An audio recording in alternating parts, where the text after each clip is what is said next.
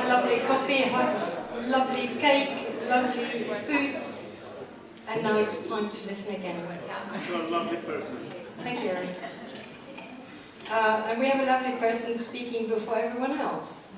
She wanted to give some presentation. Tatjana from DUI. Okay, just a small information for you guys. After the closing session, if you want to know more about the ECF projects we support, we will meet at the Praha room there behind, so I can give you more information about it. So if you want to join, please, you're welcome. That was great. All right, the last session. We have some great speakers, and it was funny because when we decided who's going to speak in the last session, there was one talk which was previously pushed to the very end of this slot. And the title is Western Hazel Grouse, the End. And I said to him, well, it's kind of depressing, because it's a depressing talk. Maybe we should have it as a first speaker. So, Simon, thank you so much. It's you going to present us this depressing subject. Thank you. Yes, I guarantee it will be the most depressing, worst presentation. I did try to improve it a little bit after John pointed out that most of our presentations looks like poster presentation, and it probably still does, but I've made it a little better, I hope. There's going to be some depressing content, and there's going to be some shitty content. And I hope you'll understand that a little later. So, the Western hazel grouse is a kind of recently rediscovered taxon. In morphology and, very interestingly, in habitat choice, altitudinal choice, and in genetics, they are very distinctive from other hazel grouse. This form, let's see if I can get those here. This form, if you look at some of the other species, are much more marked, gray color. This one is more reddish brown. It has less clear markings on the chest. It is a subspecies, of course. It's not a true species, if you like. But it's in true endemic for Western Europe, with a distribution that probably in the last ice age were pushed back to the Pyrenees, and then they have reclaimed Western Europe in the times where this was all covered in forest and in boreal forest with lots of mixed growth. And originally described as a separate form. They had it right from the beginning, and in the past 10 years or so, it was kind of rediscovered that these are actually a true and valid taxon.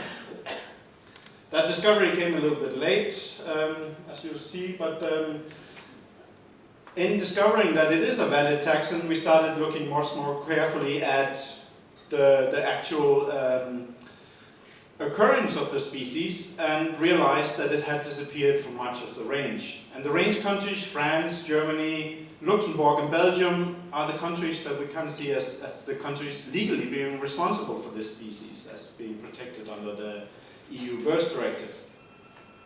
And if you look at the map, and you'll see this map again later, this would be the historical range,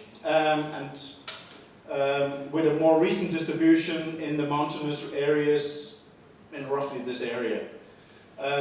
In Central Europe, you'll have a sister subspecies that's also adapted to boreal forest and not as strongly to conifers as some of the other subspecies, which you'll have in the Far East and Fenno-Scandinavia, and the species has a large distribution all the way to China and Korea. In the Alps, the hazel grouse does quite well. They're not threatened, the population seems to be stable. And in some areas around the Bohemian forest and around the Vosges and the southern Alps, there seem to be some hybrid zones. Quite interesting is this here, but we'll get back to that a little bit later. That's Rupestis subspecies, which would have been the species distributed throughout Poland and Germany, even in the lowlands historically. There's lots of hunting records for 200, 300 years ago, but right now we think they're left only in a small patch. But back to the Western hazel grouse, with a more recent distribution, very patchy, super fragmented in roughly this area west of the Rhine River. Markus Handschuh, the co-author of this talk and paper, made it in his PhD to look for the species, and particularly to review some of the many sightings there are, because the birds keep being reported, and the local governments and responsible authorities keep listing the birds as still occurring in our area based on hunters and hobbyist sightings. And was Marcus's task to kind of confirm those sightings and look for them. We found out that with hazel grouse, looking for secondary evidence is actually quite a reliable indicator of their presence. But all the sightings are things like this, flight sightings and birds flushing off, and when looking in those areas, we really have a tough time finding those sightings. So I highlighted the things you should read just to make John happy as well. But out of those 200 really considered reliable sightings that he investigated, not a single one could be confirmed as a true sighting. And often they turn out to be, when you analyze this picture, they turn out to be things like woodcocks, which are often active at dusk. They fly off at a distance. And when you use things like terminal cameras, sound recordings, actually the hazel grouse is quite vocal, camera trapping, specialized trained dogs, or even lure calls like these whistling calls where they respond really strongly to, you don't find birds in those areas. And that's, yeah, you're out in the field, you whistle, you're in a good habitat, usually you have a response all year round. But Marcus didn't have this in this area, so he decided to go for those indirect indicators. And the indirect indicators are things like places where they sunbathe, and you find that in a suitable place. You find the tracks, which are actually quite distinctive. They have a short hind toe, they have this typical cross, there are very few large birds. And you find shit.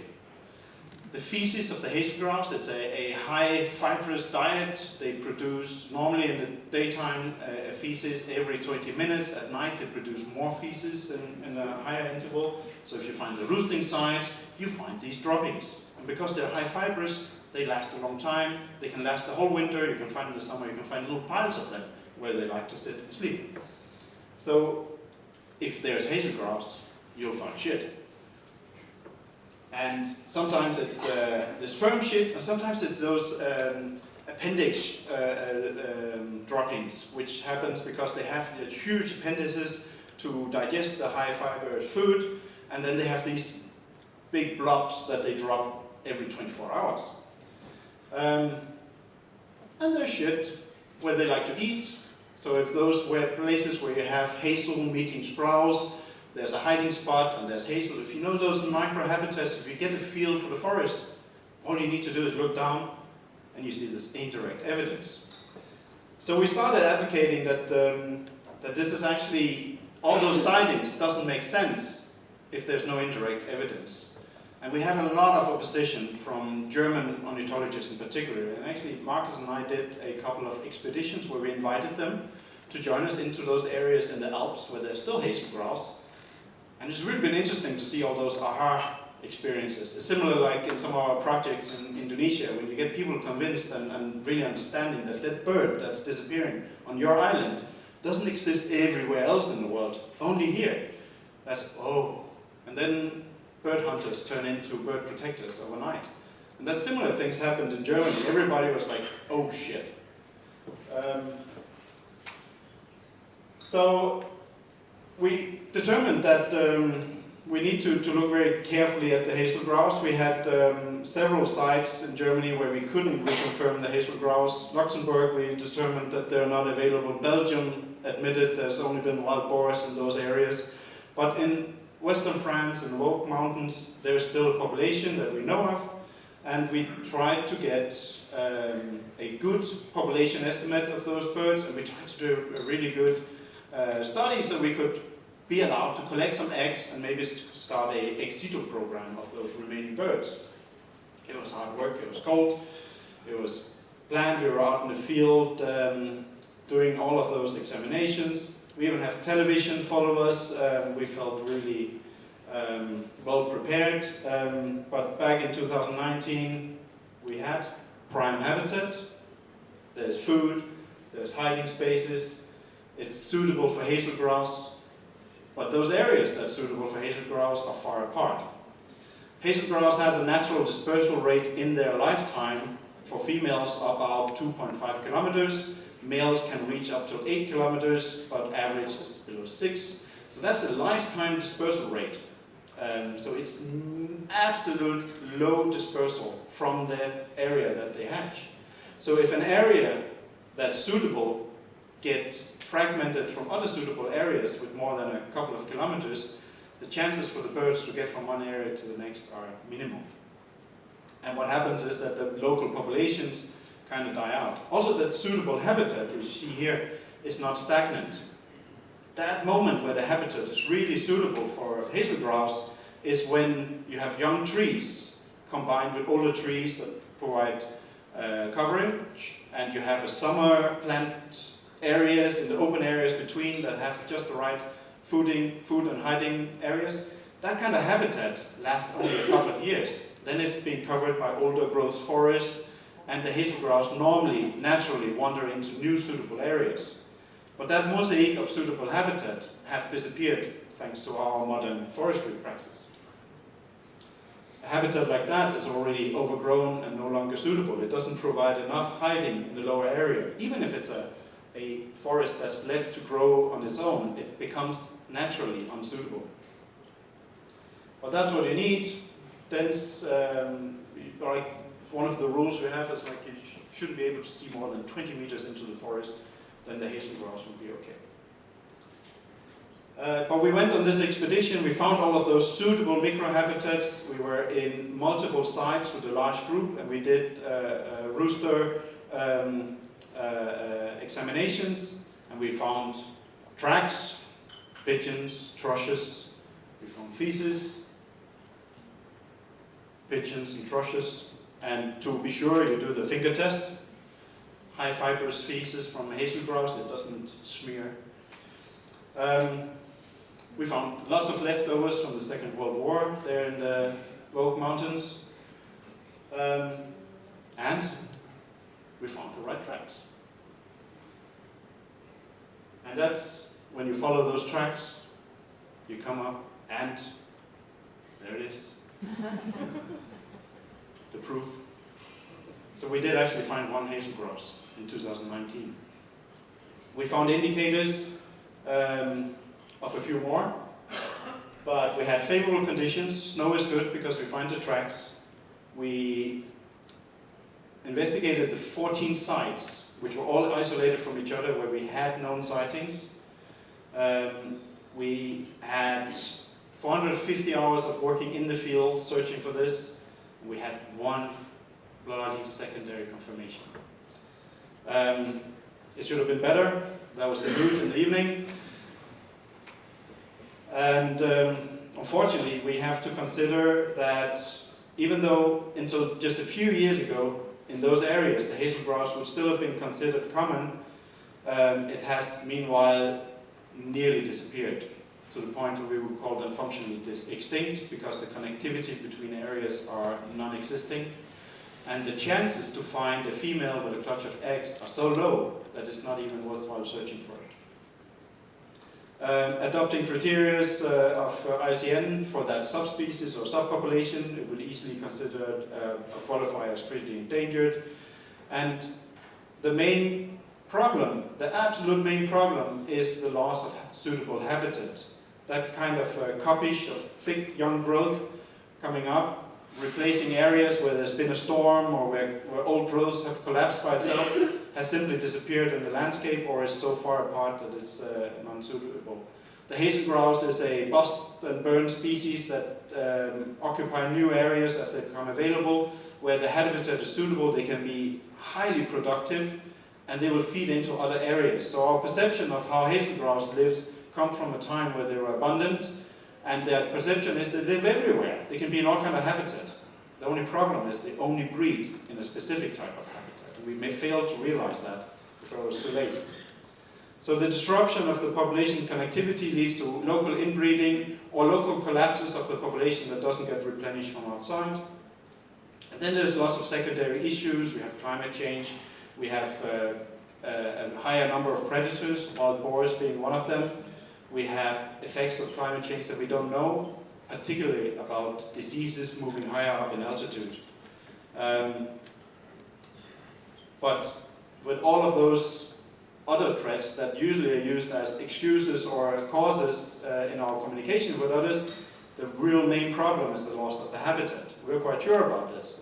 So we went, of course, into the discussion with the local stakeholders with a very firm opinion about this problem. We went in there full-blown and said, this and this and this is the problem, you guys didn't take care of it, and we need to find a solution for the hazel grouse now. And imagine, we met opposition from all sides. Local hunters says they're still everywhere, you're lying. Local NGOs taking care of environment there had a different opinion again. Authorities couldn't take any side because when the experts are not agreeing, then of course nothing is true. So it ended up being 5 years of no progress in terms of conservation action for the species. In conclusion, Belgium, they're extinct with certainty. Luxembourg, there would have been until reasonably recent a few territories available. In spring 2017, there's for sure none left. In Germany, until a couple of years ago, local authorities was reporting them on a regular basis, but the findings of Marcus certainly showed that there's none of these that can be confirmed, and by now they have been acknowledged as German authorities as locally extinct in Germany, or likely locally extinct. So there's this tiny population in the Ardennes. This is a hybrid population with the alpine subspecies. And we see, unfortunately, the same pattern everywhere. Also in the fringe areas of the Alps, we see this kind of habitat becoming less and less available.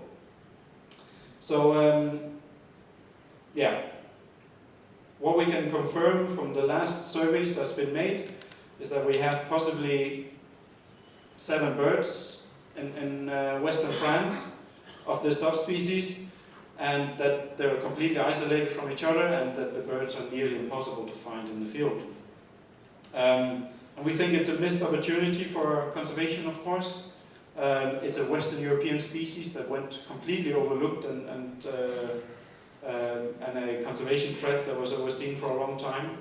So we have tried to get permits to collect eggs, which we never got until today.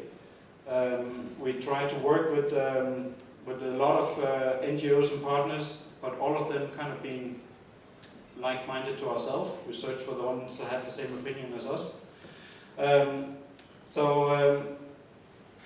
Moving forward, things happen too slow to have an action, and the bureaucracy and the opposing politics in France led to simply no chance to find a solution. So, in conclusion,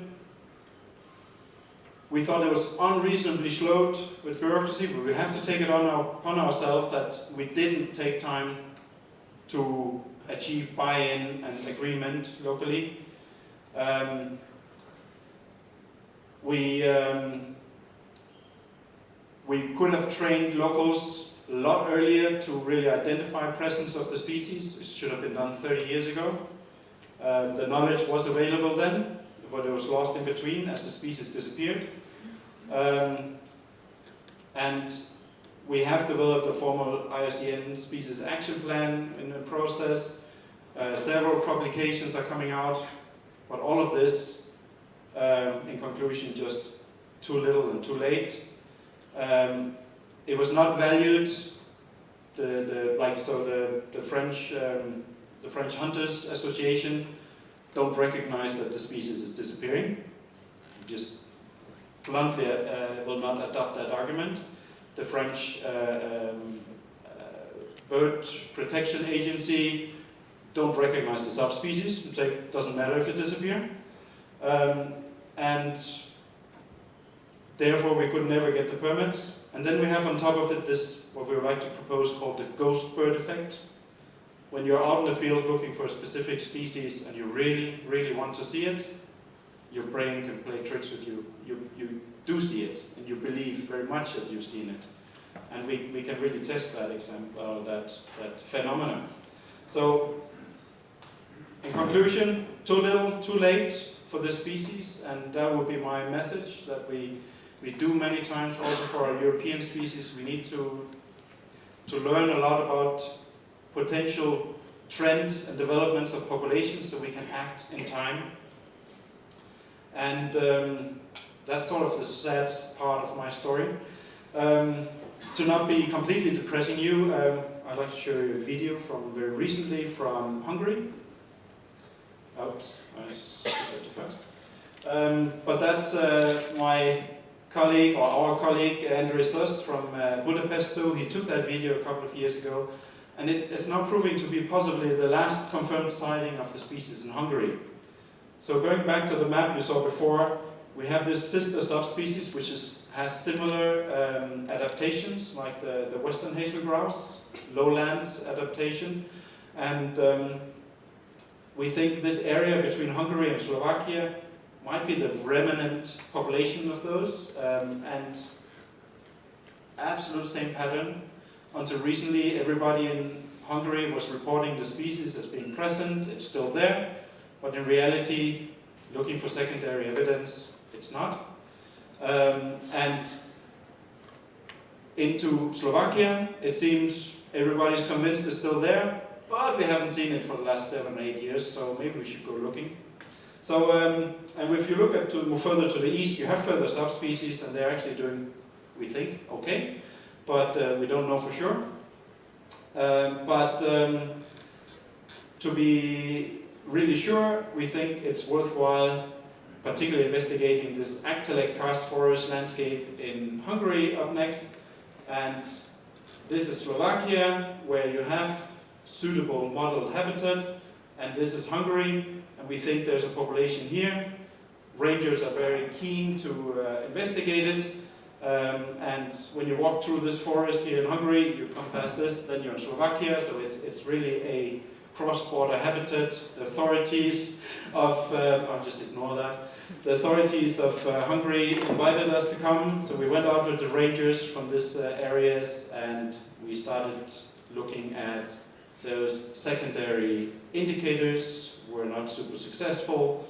We found lots of shit, pigeons, thrushes, woodcock, all of that, but we didn't find the right type of droppings, not even with suitable smear tests, which you always have to do in your hand, of course. So we went to the Alps with the whole group of Hungarian rangers, and what did we? There's always somebody in the picture who don't open their eyes, I know. What did we do? We went with all these grown men in the forest to look for shit. And when you have those tracks, you find them, the hazel grouse is there, you know it, you follow it. Yes. And you can hear the hazel grouse, even if you're in a group. So we learned a lot about hazel grouse in a few days in the Alps. And I just want to thank this group of people, and we have references, so if you ever get a hold of this, you can read them. And I thank you very much.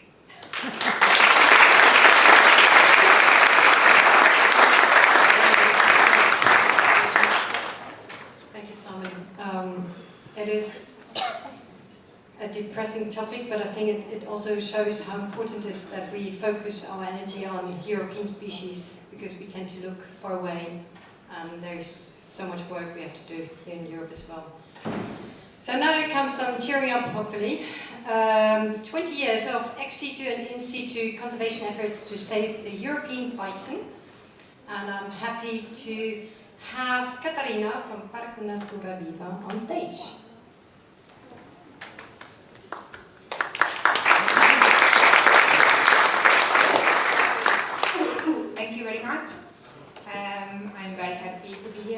you these stories about our project. It's not exactly our project, but we are part of a great project.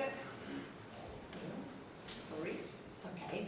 And in December 2020, the UCN declared that the European Poison has moved from vulnerable to near threatened. And 1 month later, also the WWF said the same thing and focused the attention on Romania, saying that there are more than 100 bison around Romania.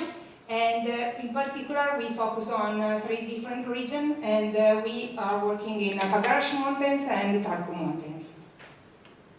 In Parco Natura Viva, the bison arrived in 1982, and starting from that period, we start to breed our bison. We joined the EAP program, and in 2004, we started introduction, and till now we have 10 animals reintroduced into the wild. The project has been carried out in Slovakia and in Romania. We will start from Romania first. Parco Natura Viva is on Garda Lake and has 200 species and 1,500 animals, and the species are listed, more of them in the UCN Red List.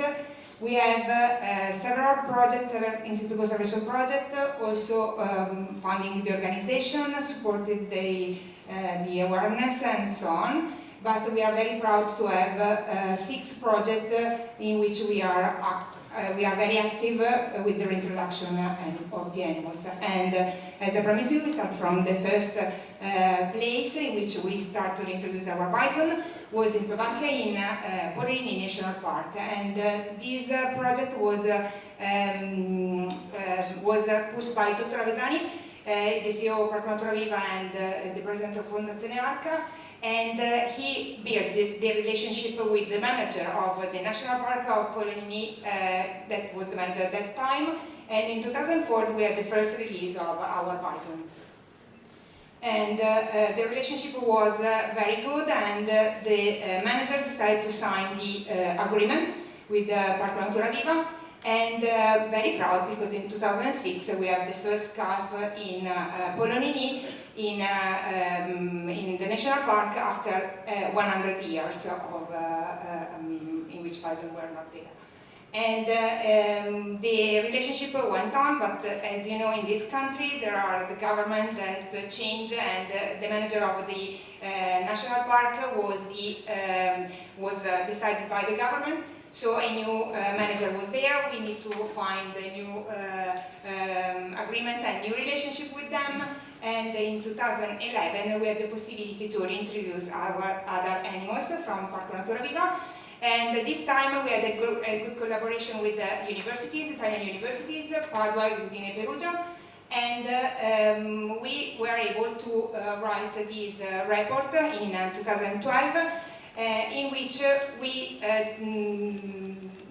discovered several aspects of the European bison, the introduction of this bison in this region, but the very important thing was the human-animal conflict, because in Slovakia, in that area, the people, they don't want to have these very nice big mammals.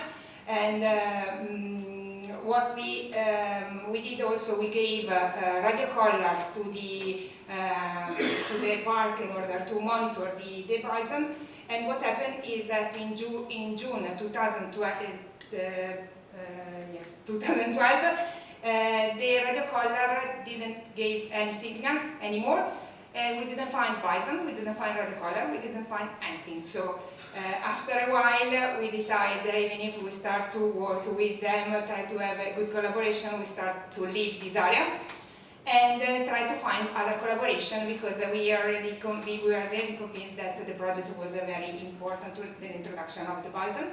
And we found it while in Europe, that at that time I was working with WWF Romania in order to find a new area in which to release the bison. And the Southern Carpathian seems a very good region, and we start as first with this reintroduction project on Monte Tarco, and it was a very great project because the mayor at that time worked with the local community, with the city that was Armenish, And he was the man that put the last piece of wood on the fence where people were, not where the bison were, and the bison were released into the wild. We also work the years later to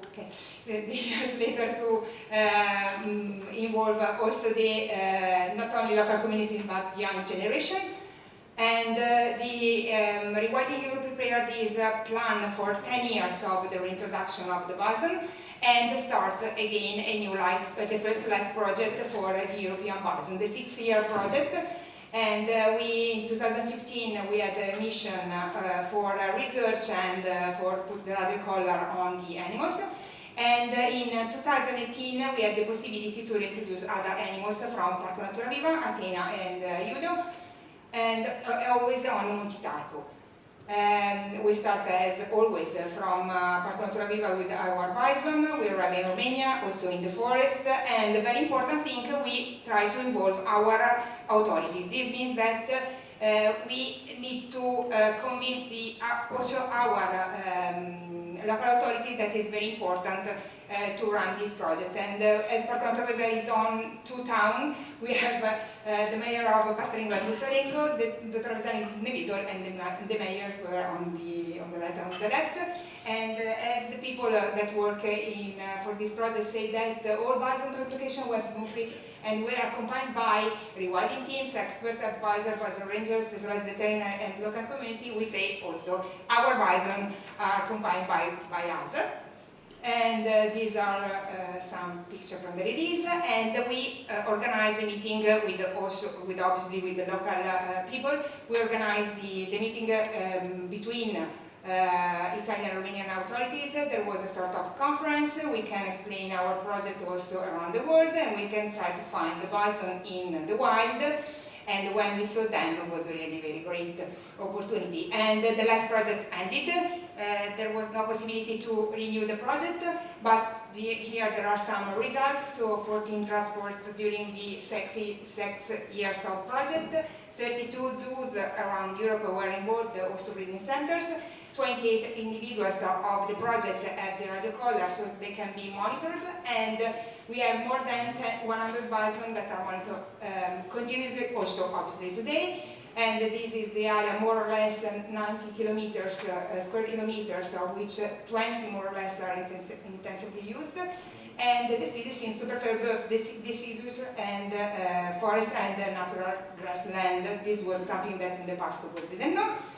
And as the project ended, we decided also to try to find other possibility, also because the COVID came, so we have to wait some years. And in 2023 we discovered that there is this foundation, that is Carpazia Foundation, with a great project on against Southern Carpazia. And they are working also on bison. They had a life project, this Life Carpazia, and they already ran the introduction. We invited the manager of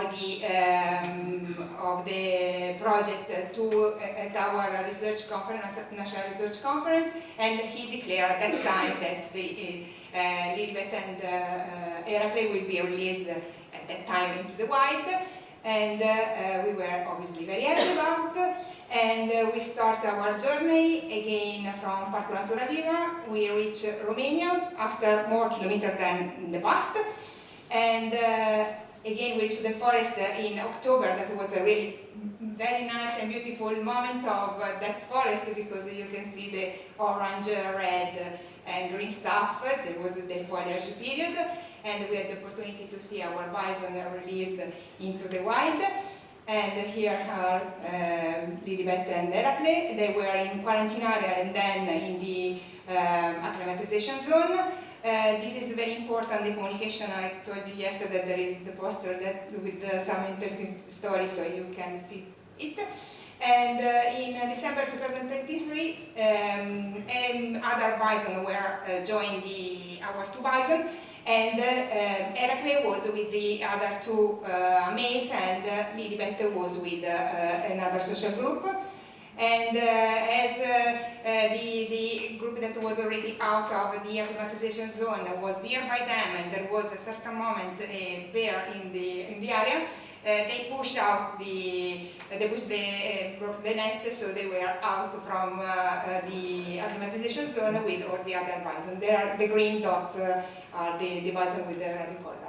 And so just a very few, but I think that all of you know this, that EU co-funded grants are useful tools to develop projects about climate change, environment and nature, but the successful project needs to be detailed very well. So specific objectives, specific action, key actors, and you need to find, to expand the consortium as much as possible. To be the professional reputation is very important, so you need to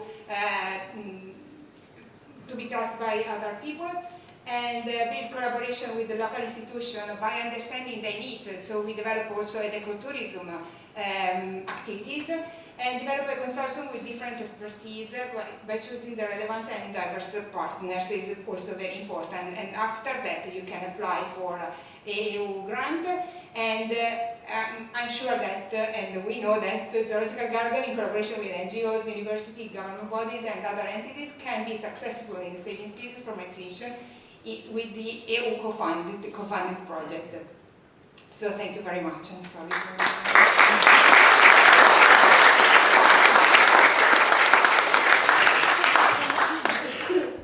This is when Italian people speak fast. The next speaker, thank you so much. Anyway, it was very interesting. And our next speaker is Sine from Copenhagen, and she will talk to us about the beetle mania.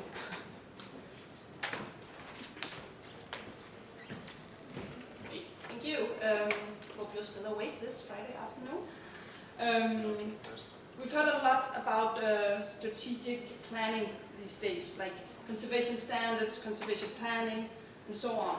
But more often than expected, many of our species projects are based on more opportunities and coincidences and passion for certain species than they are based on preliminary strategic planning.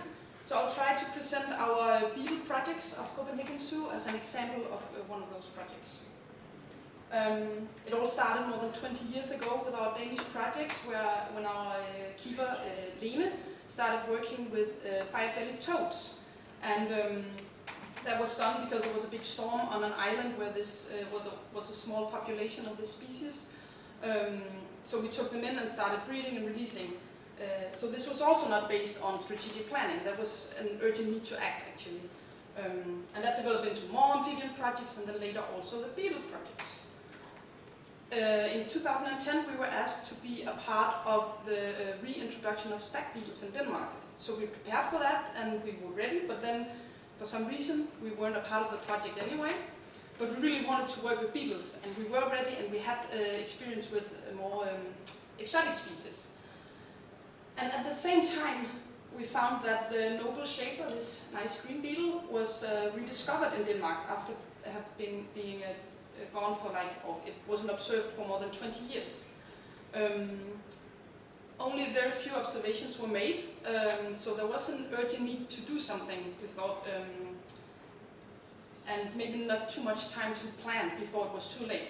So we took in some beetles. This is Eddie, and I promised to tell you that he's on his way on vacation here, so that's why he's not in his uniform. But he's bringing in the first few beetles from the field. And we got some help from a Danish beetle expert, and we did a bit of preliminary studies in the field to look for natural breeding sites, but we didn't do any systematic survey to assess the population, which we of course should have done. The noble Schaefer is this beautiful, beautiful green little beetle. It's only known from 2 localities in Denmark. It's saprophilic, which means that it is dependent on dead wood, and that's also why it's threatened. We have very little dead wood in Denmark. I just learned that Ostrava Zoo has more than 50 cubic meters per hectare, and to anyone who doesn't know, it's a lot, so good job. And the noble Schaefer is therefore also meant to act as an umbrella species, because the stuff we do for this species will help all the deadwood dependent species.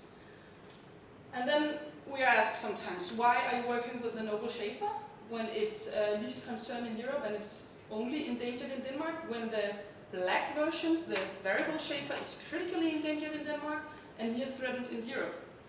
To be honest, it's more sexy. It's appealing, it's beautiful, and that's why we found that it would be easier to get funding to work with this species. And honestly, the occurrence site of this species is closer to the zoo, so it would be easier to start working with this species and actually do something. So the project is a result of opportunity and passion to work with beetles, and not that much strategic planning. And the question is that the right approach? So I'll just go quickly through the activities, and if you find it interesting, come talk to us, but this will be fast. We've done captive breeding since 2016. We've released more than 4,000 larvae in these nest boxes, look like nest box for bird, but with a small hole for beetles. We have veterinized more than 400 trees to create future habitat for the species.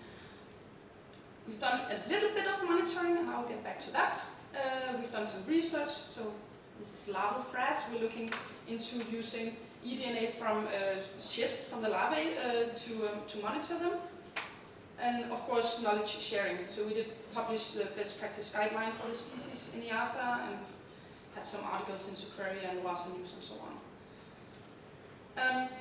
So when we do these species projects, of course the golden standard should be following the guidelines of the IUCN for reintroductions and other transplantations. We also heard about the new conservation standards on Wednesday. We should have clearly defined goals. We should follow this logical process. We should do risk assessment, and we should do monitoring and adjustments and assessments and reassessments. We should have an exit strategy. So that's on paper what we should do, but reality is that many projects are not following these steps for different reasons. This is also from the guidelines, and it also fits into the IUCN species conservation cycle from the IUCN Species Survival Commission. So we should follow this process. We do all these things in our project, but we started more in the act part, where we should have assessed and planned more maybe in the beginning. We all need to be better at planning, and we need to remember to assess and also reassess. And we have some both good and bad examples on why this is good, and sometimes maybe it's okay to do it differently. We'll see. So we've done a little bit of monitoring, but way too little. We did some mark recapture studies. We have a small number plate on this beetle to do mark recapture, but we started way too late, so we don't have a baseline to compare to. We just know that we see more beetles now than we saw before we started releasing, but it's anecdotal. And for us, the problem is funding for monitoring, so it's easy to get funding for breeding and releasing and creating habitat, but when it comes to maintaining the habitat and when it comes to monitoring, it's much more difficult. And we are very humble, so that's why I put we are experts now. But back to the question, was it the right approach to do this project without the preliminary planning? Yes, in this case, maybe it was. Because we took a chance with the noble Schaefer and we followed the opportunity, we got the skills to work with these other species which are threatened in both Denmark and in Europe. So the expertise and experience we got with the noble Schaefer made it possible for us to act when we got calls from the agency of nature in Denmark, from WWF, from the municipalities, and it was good to have the experience, because sometimes we don't have time to start learning about how to keep the species, how to breed them before it's too late. So the point is not that you shouldn't plan, that's not what we're saying at all, but it's just an example of a project where it was actually rewarding to follow an opportunity. So the next step for us is maybe butterflies. We heard about pollinators in the morning. Butterflies are doing shit in Europe and also in Denmark. If you want to know more about that, there's a reference here for you about the decline in Denmark. So the plan is to maybe start with least concern species. So that could be the silver-washed fritillary butterfly. Start learning about this species, how to keep it, how to breed it, and so on. And when we know how to do that, we can continue with maybe some of these critically endangered species from Denmark. But with that said, if the authorities or we find that there's an urgent need to act and do something now, we will do that as we did with the beetles. Some lessons learned, more common than expected. Projects arise on the basis of opportunities and sometimes urgent needs to act. And robust project planning should maybe not stand in the way of enthusiasm, but the other way around. You should always have some strategic considerations, of course. And when we get more experience with these species, we also become ready to act on these urgent need projects. And that experience will often have been achieved on the basis of previous urgent need projects or projects that we do because we have a passionate zookeeper wanting to do something with, I don't know, hazelbrowse or whatever. And there are many examples of that. And then, of course, we need to remember that we can get a lot of great experience through the EASA and through the different tags, and that would be the terrestrial invertebrate tag in this case. We just went to Nordens Ark in Sweden to learn about their beetle and butterfly projects to get more knowledge about it. And in the end, I just want to say that we are working on a subgroup for institutions working with conservation of European invertebrates, terrestrial invertebrates, and it's under the Thai tag, so it's with support from the tag. There are so many cool projects going on. This is just like a few of them. And it could be cool to have a place to share ideas and experience and maybe collaborate on future projects across borders. So we're still figuring out how to do this, what the format should be like, but if you are interested, please come talk to me or to my colleague Eddie down there, and we will put you up on like a mailing list. Yeah, thank you.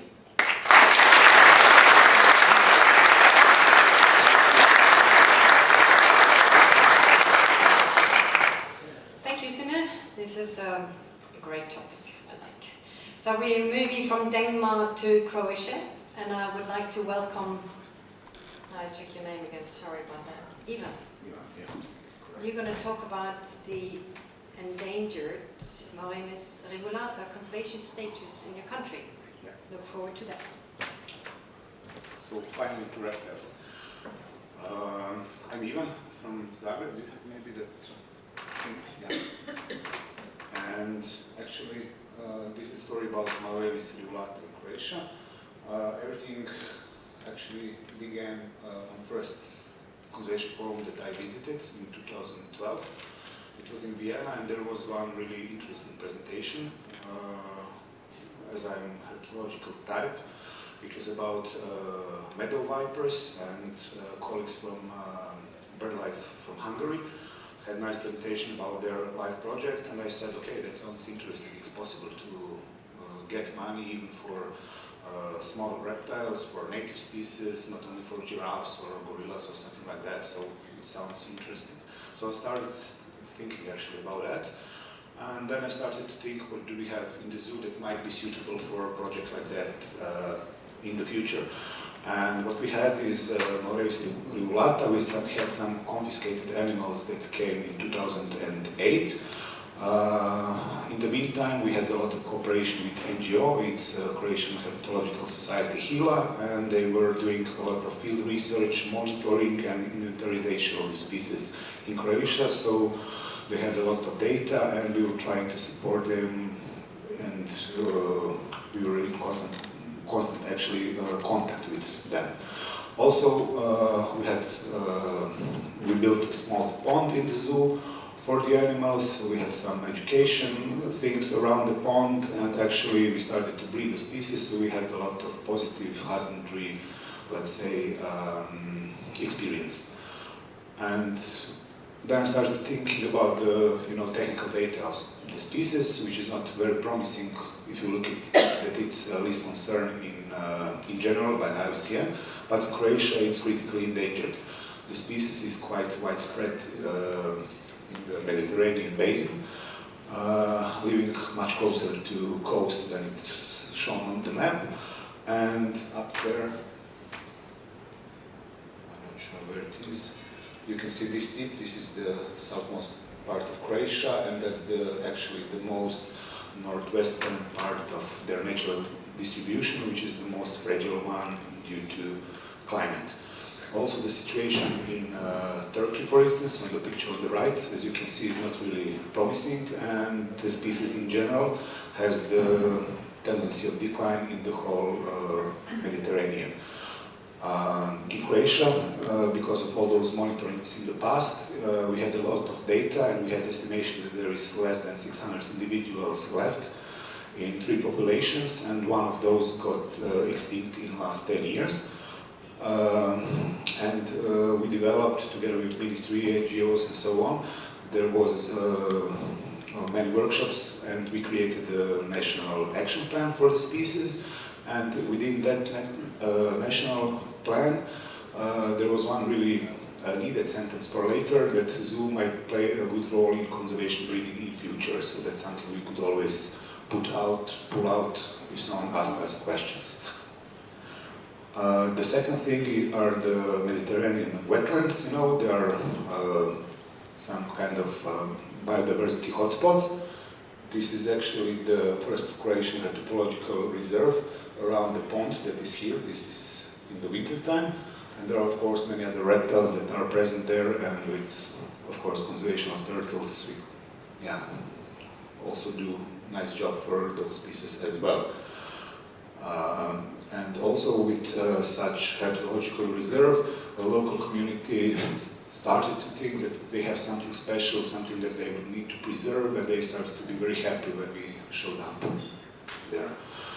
One of the main reasons for decline is actually lack of agriculture. Usually there is too much agriculture, but if you look at this irrigation channel, it's actually a perfect spot, and it's very turtle friendly for a lot of sun, nice water temperature, nice slopes for getting in and out, nice place for our position and so on.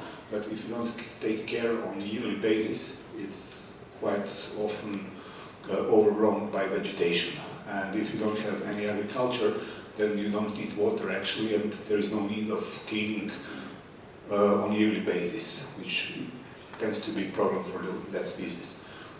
So what we did, we built up some kind of consortium with agricultural faculty as the leading partner, zoo of course, then Croatian Waters, that's the national body for all freshwater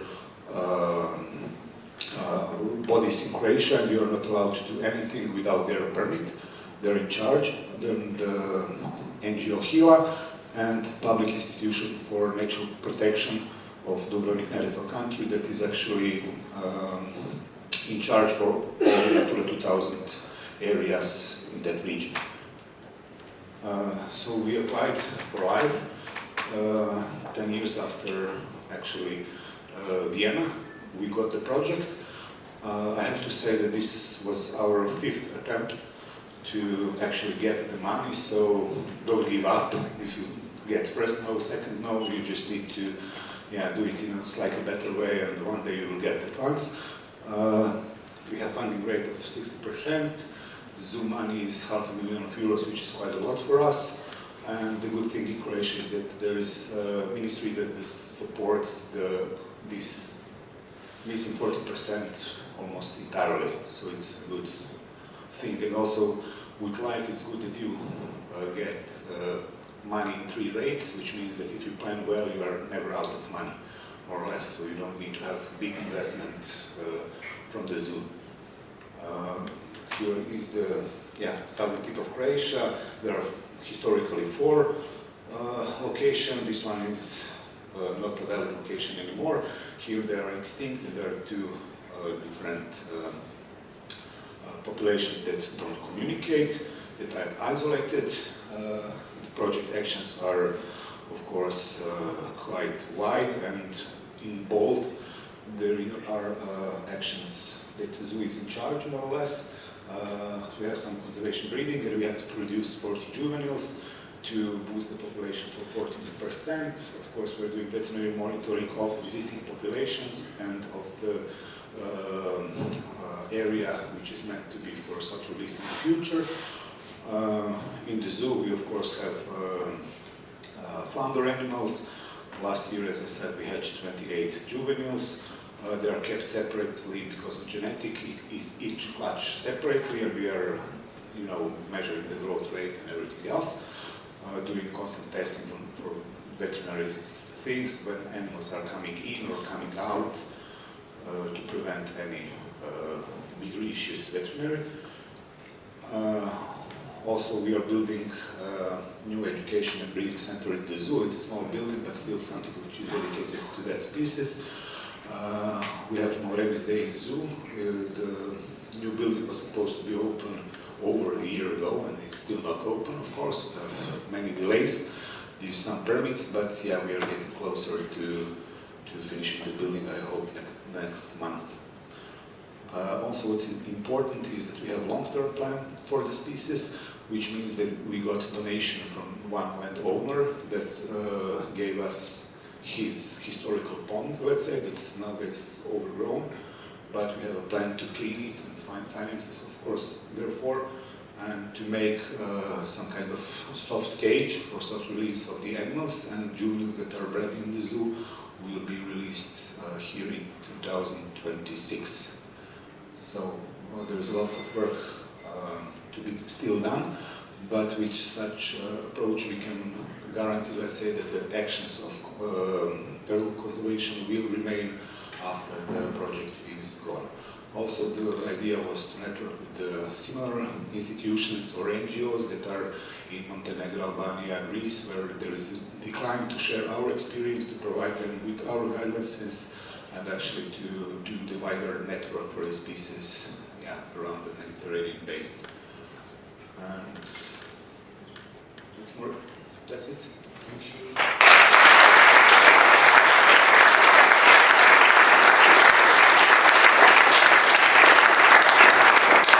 Thank you, Ivan. That was a great, interesting talk, and perfectly on time. You will have to change the micros. So the next speaker is Philip from Alvetta till Münster, and he's going to talk about the fire salamander project.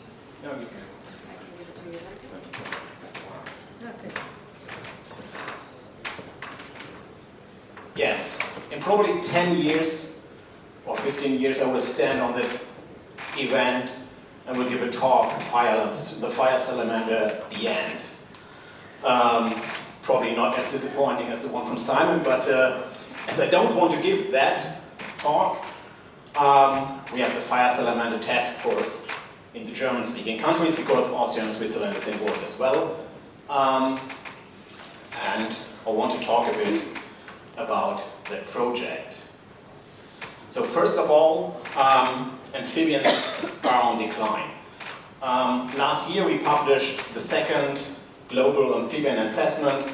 It's still around about 40% of the species who are endangered, and we can see easily habitat loss is the main threat. This, century crisis, climate change, is only causes 29% threat for the species, directly followed by diseases.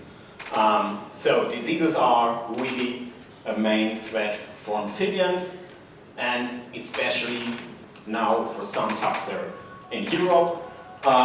That's the species where we directly know that they're threatened by diseases, and one of them is the fire salamander.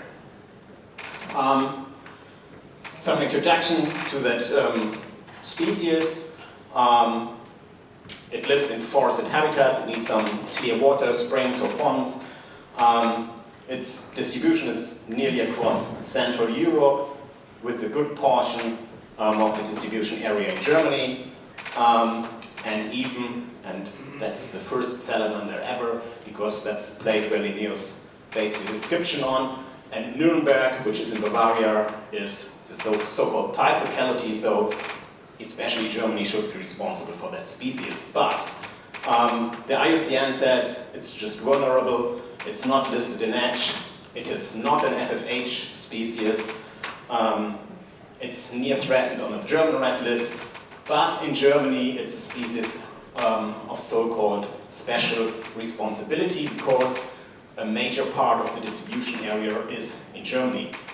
That's a fancy word, they use it very often, but they don't care about it. That's what I have to say. And we have the disease in Germany. That's BSAL. It's a skin fungus which kills the animals very fastly, within days.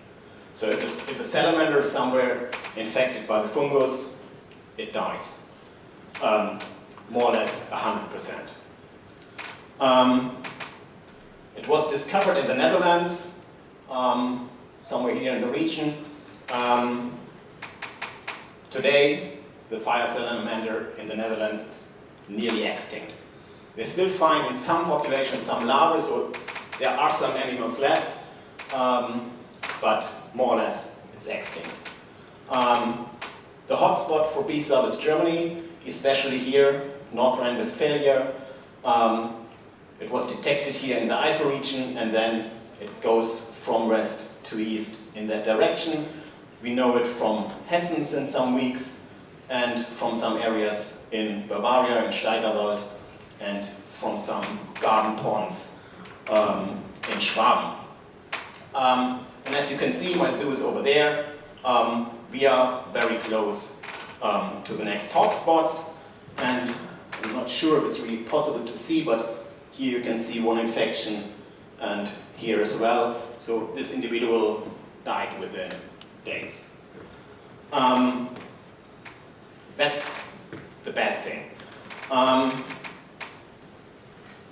But more or less, there's also a good thing with that, because we have mass extinction. So it's not like a hazel grows where some bird nerds realize, hey, it's going extinct. These individuals are dying in front of your shoes, because when you're going with your dog through the forest and you find a mass extinction, it's full of salamanders. There are some areas where on a 100-meter path they found more than 200 individuals lying around. So the people see that. The people see that extinction, what normally in the zoo I'm talking about turtles in Asia or ricefish on Sulawesi. The people say, oh, interesting, very interesting, but, well, I even don't know what Sulawesi is. Here they see it. So you can get them on an emotional level. And that's where I say is that at the moment the fire salamander is the species where we can perfectly explain why we need ex situ conservation.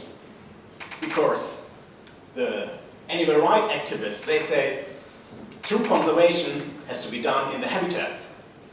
Well, the habitat can be perfect, can be perfectly secured as a nature reserve, but BSAL don't care about that. If the BSAL is coming into that area with a perfect habitat, the salamanders are dying. 100% of the population in most of the regions. So there we can say we need ex situ to save that species, or even to have the time to develop ideas how to save that species. And that more or less was the reason why I started to think about we have to do something, well, like a breeding center or anything else. And we didn't have a mission, we didn't have a strategy, we don't have an exit goal because we have no idea what BSAL is and how it works. We just sit together and found out, hey, I'm not alone. So other people also thought about working with a salamander. And then we decided that's not the target group, we need more partners. Because we do need to do some more research, breeding centers and all that stuff. So the goal is running fast to save the fire salamander and running faster than BSAL. We do research, animal welfare, because we will take specimens out of the nature into the breeding center. So I want to be sure that we will do the best ex situ we can.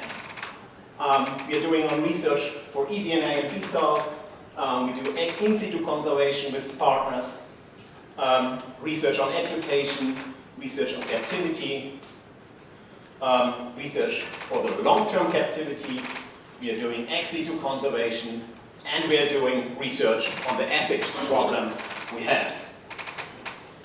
And we call that the fire salamander net or network. Just some examples.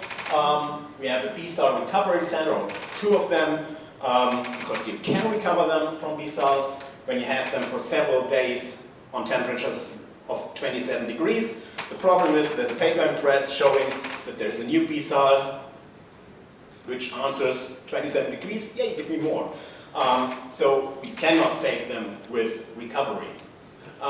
We are developing breeding centers. That's in my zoo, here with the area where only my people can go in, but the visitors through a window can see how a breeding center looks like, because it's very different to the normal enclosures of a zoo. I'm proud that I got Laura as a PhD student. She's doing her PhD on monitoring standards for B-salt, because at the moment we are doing monitoring for the fire salamanders, but we want to know when B-salt is coming into the habitats before it can kill the salamanders. And that's the major point, we include the private holders. We include schools. Here, it's a school zoo with a breeding center, outdoor enclosures.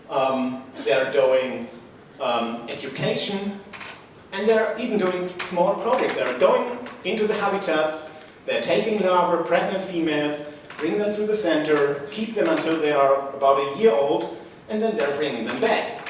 So even if that girl doesn't become a zoo curator or conservationist, she knows why ex situ conservation is important.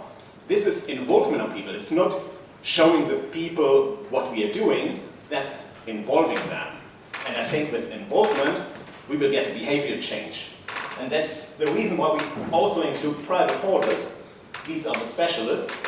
But we also will do workshops for dummies. So fire salamander holders for dummies will learn how to breed, how to have them at home as part of conservation, as part of our projects. That is their setting, the expert setting for keeping fire salamanders. And even here we started to do research. We did a preference test, because we have no idea if the salamanders really like that setting. The result is they don't like it. But there's the next step, because they're often held together in pairs, but we are not sure, do they really like that? So the next project will be together with the citizen conservationists doing citizen science, because they will get camera setups so that they collect the data which we will analyze to see what is the best setting for the salamanders.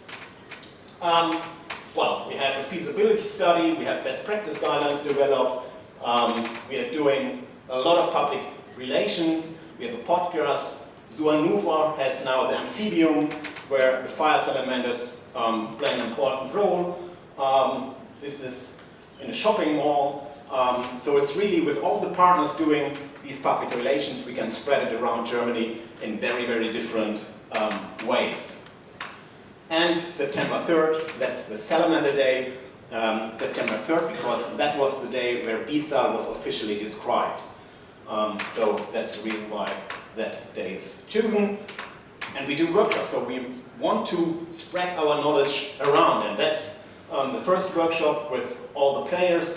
So we had zoos, we had research on animals, authorities, ex situ specialists, the scientists doing research on B-salt were there, several other people like PR specialists, research on education, ex situ NGOs, and these are the logos of all the stakeholders involved. Oh no, now it's there. So if you want to be part of that movement, give me a call and we can easily join you to the club. Thank you very much.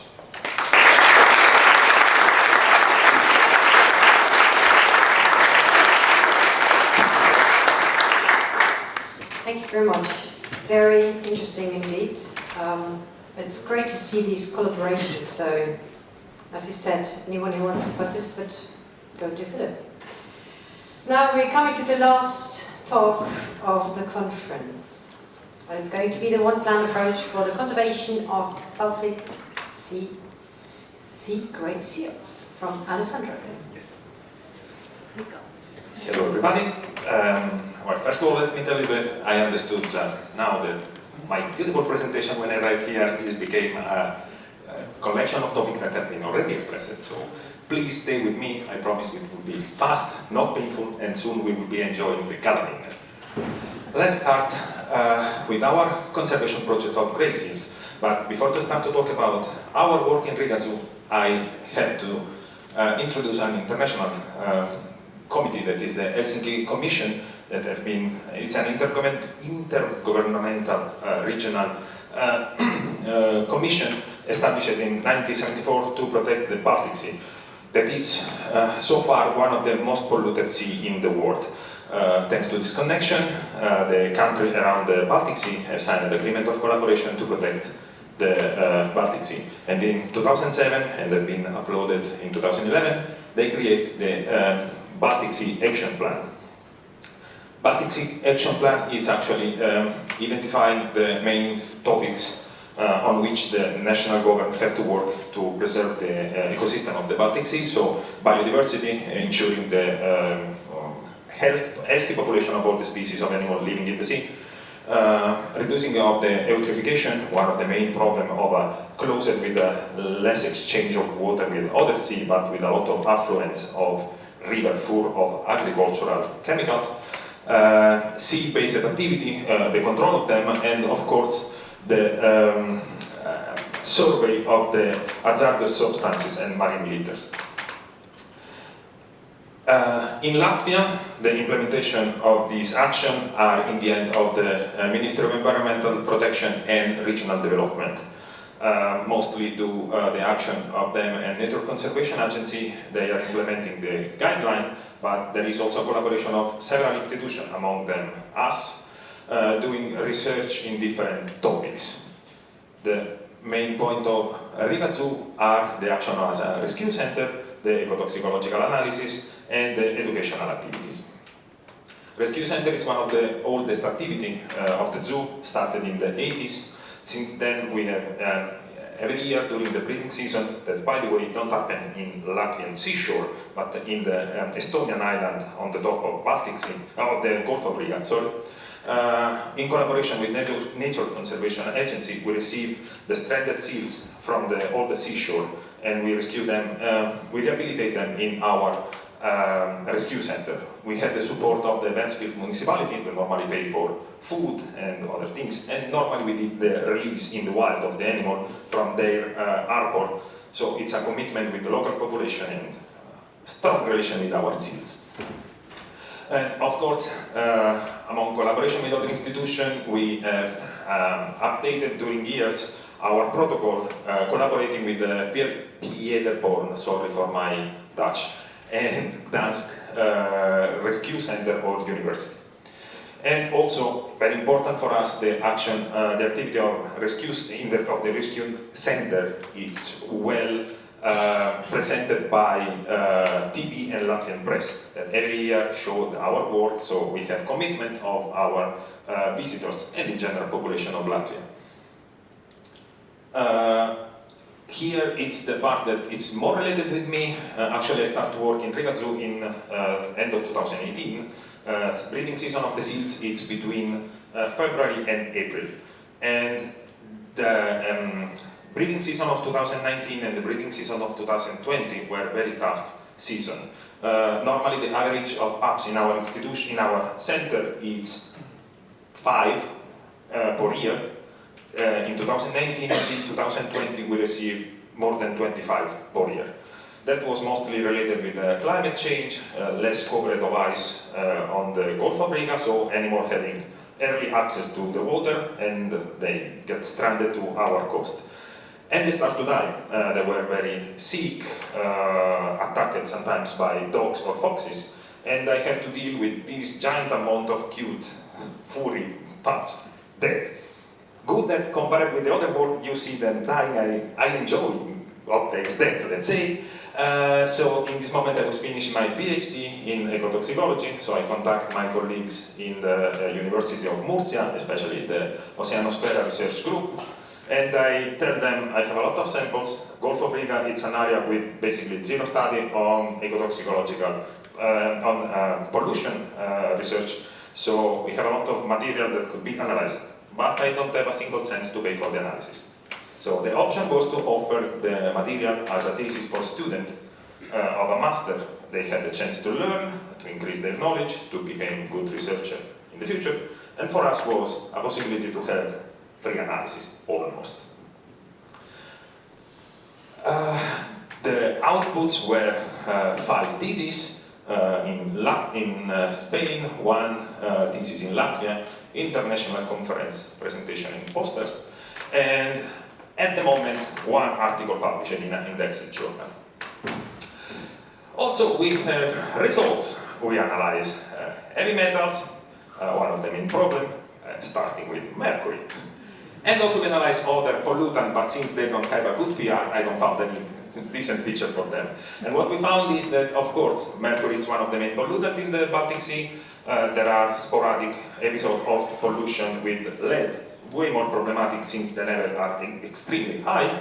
And mostly the problems are related with PCB, so certain agricultural products, and not with DDT. It's still present, but since it's been banned, we are observing the decreasing curve that shows that the pollution is very old.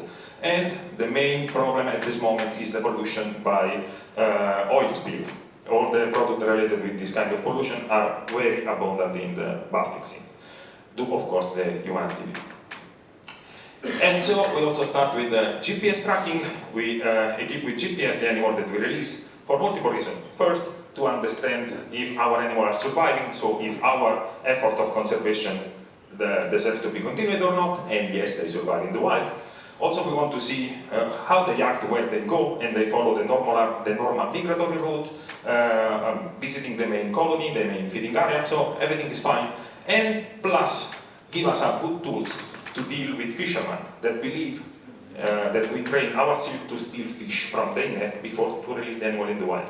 So showing them that we release the animal in Latvia and they reach Gdansk, Bornholm and Kattegat, it's a good way to say, no, they are not stealing your food.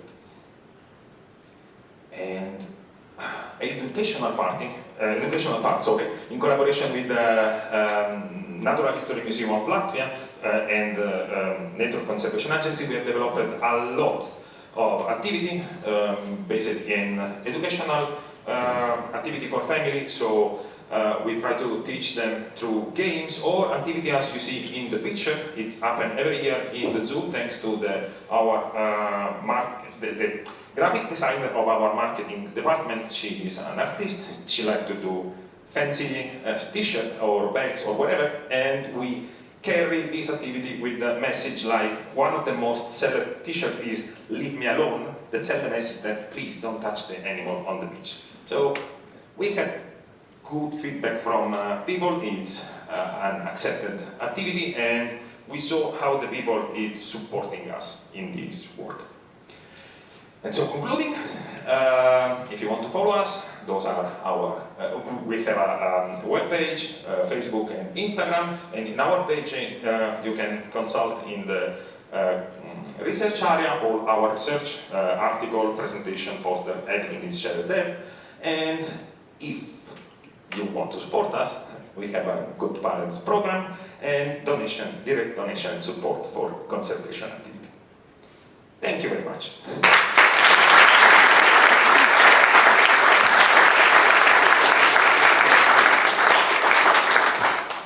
Thank you so much. Because so many speakers were on time, we do have time for questions. So are there any questions for the speakers? Yep.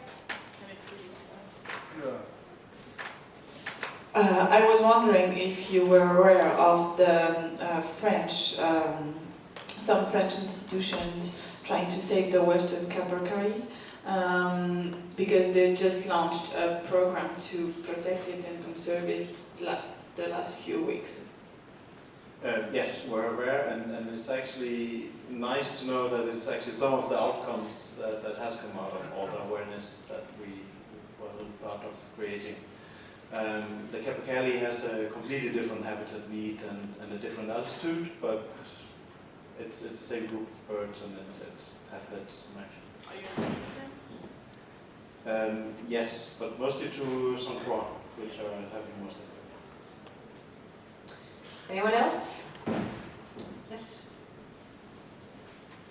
To who? Katarina. Yes, Katarina.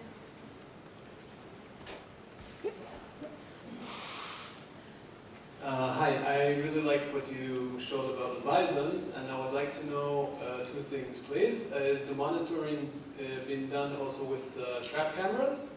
And who does the monitoring in the field? Is it something to do with, does the zoo have a part in it, or it's all just the local authorities? There are several cameras around the different areas, so camera trap are always there. And we have a collaboration with the University of Bologna, and we start to analyze the data, because we also, with our bison, we collect the behavioral data before the release and then when they are in the field, but mainly are the people that belong to the Fondazione Carpazia in the second area, and the WWF in Montitalco. We ask for the video, and they say yes, we can analyze the video, but in the field there are people, rangers, that can follow the bison. They are open. If we can ask, for example, the student was there for 1 month, last 2 weeks ago. She just came back, and obviously in the winter they suggest not to go there because it's very difficult, because the level of the snow is high. But they are open to work, and they have money. They ask money for rangers. So in the budget of the life budget, you have people that can work for these, and they have a quantity of material also for all the other wildlife in the Canada. So, thank you very much. Thank you. Another question? Okay, I know it's the end of the conference, almost. So maybe a last round of applause for the speakers of this afternoon.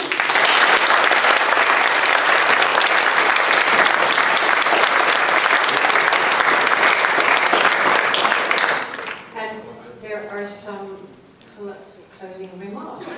There we go, who does it? Yeah, how we go?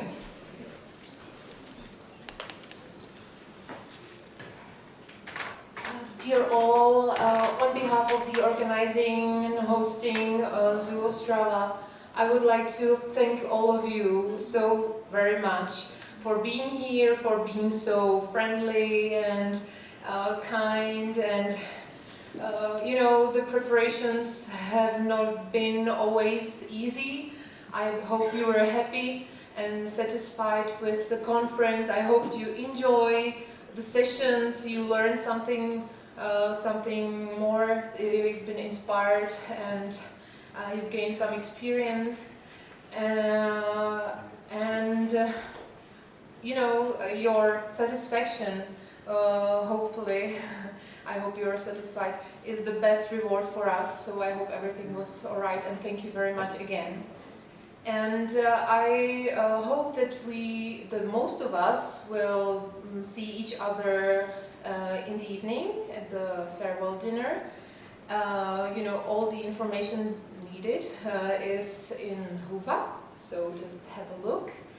And maybe not all of us will be able to be there, so as a courtesy of the Hotel Imperial, there is some sparkling wine prepared for you or for all of us outside of the hall. So I hope we will be able to gather there and raise our glasses to enjoy some farewell cheers. So thank you very much again. I hope you like this conference here, and hopefully see you later. Yeah, thanks.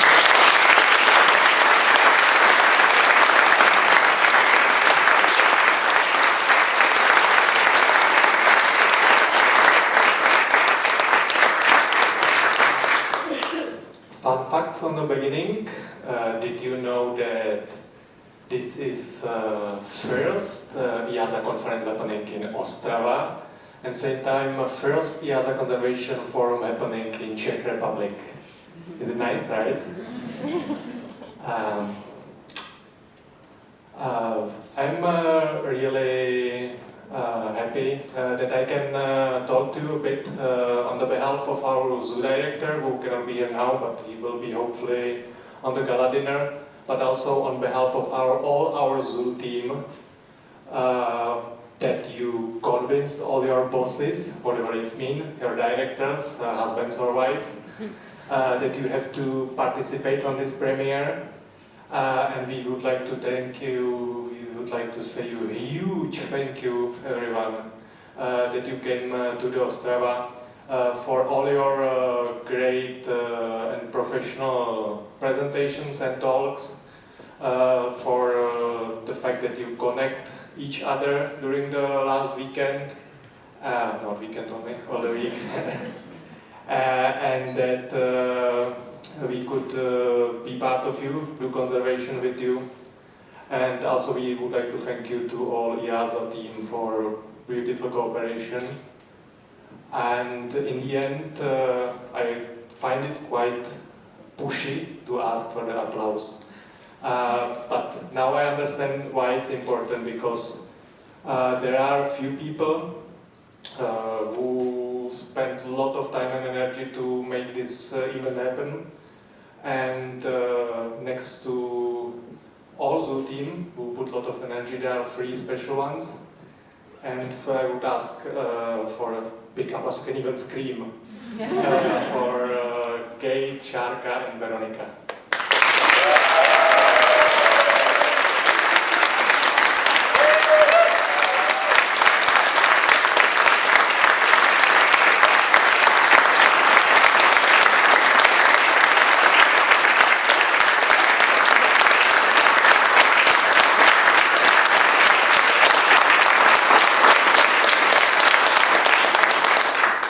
Thank you, and now it's coming finally, party time. But before that, there is still Eric's time. Thank you.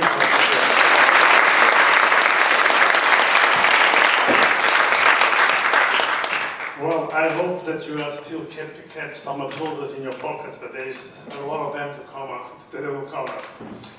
What a great conference, my dear. I think you share with me that it was really an incredible week.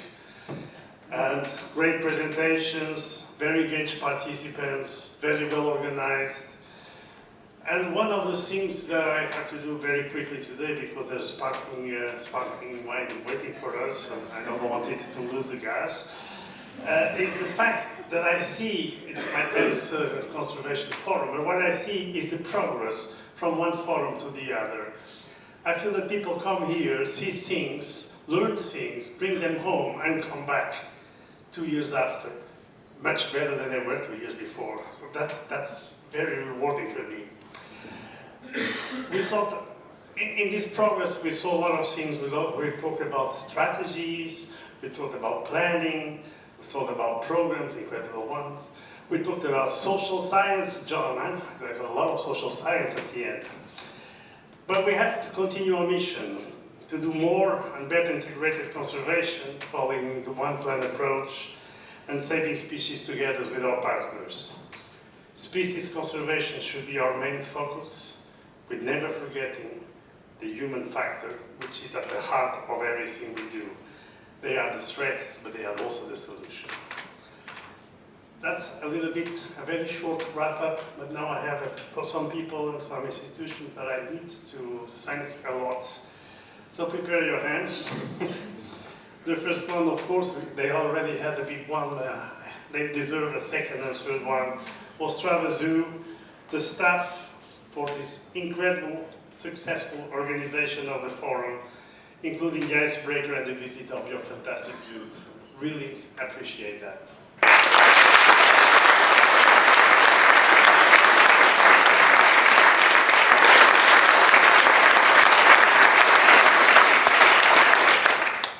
The Imperial Hotel for the venue, and all the excellent conditions that they provided us, without forgetting the incredible catering that we had during the week.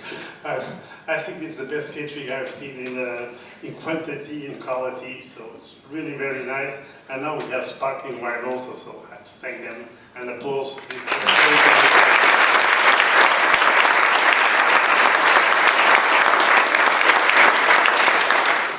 And the technical staff, there was Victor for a couple of days, we have a new one today, but I thought that we never had any technical problem during the week, so they all deserve a very, very big applause.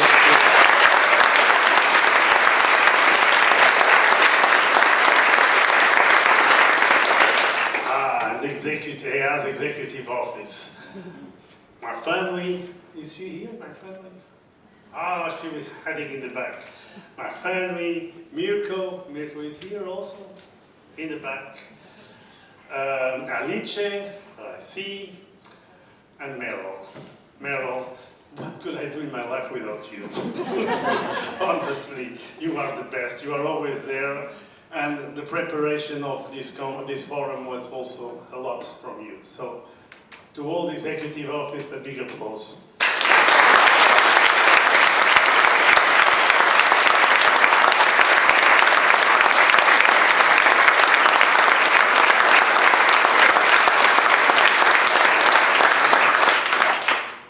Well, the Conservation Committee also deserves something, because we work also hard to get things done and make EA's field conservation getting better and better. So, my colleagues, thanks to you.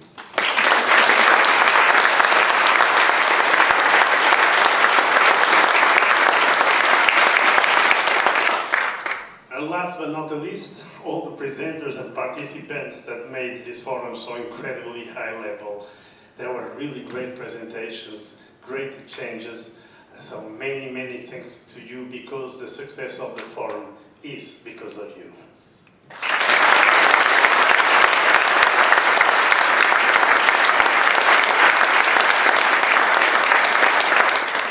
For those that are interested, the venue of the next Conservation Forum in 2 years is not yet decided. You are, you're scared. I know that you're scared. I was going to announce something bombastic, but no. So in Leipzig, we will take a decision and we'll make it public. So we hope to see you in 2 years, somewhere in Europe, talking about conservation. And I wish you all a very safe journey back home. Thank you.